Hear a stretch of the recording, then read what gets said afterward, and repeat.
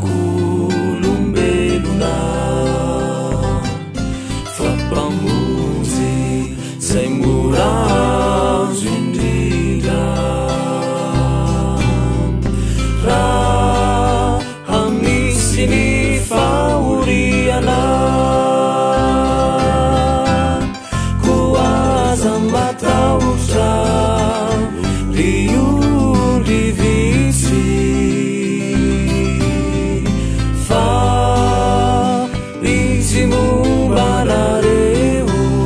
fa tsy ho avelany fa tsy ho avelany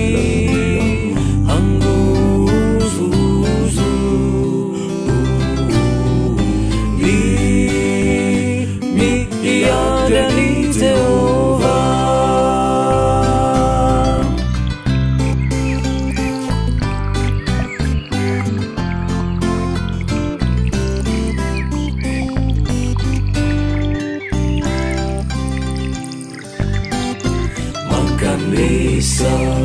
eo aminyanareo zay miasa sy mavesatrentana fa izy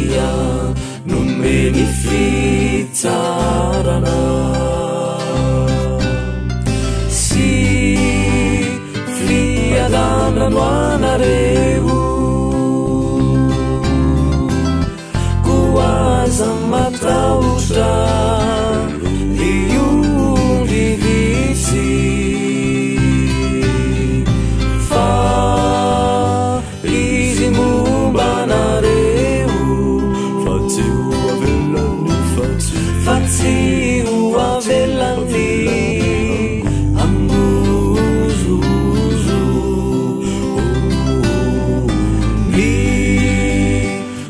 miandry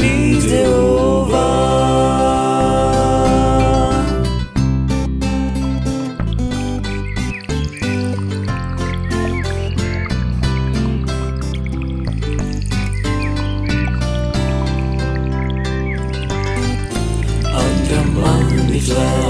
no tompo sy mpamonjy zay miaro mitsinina amitsika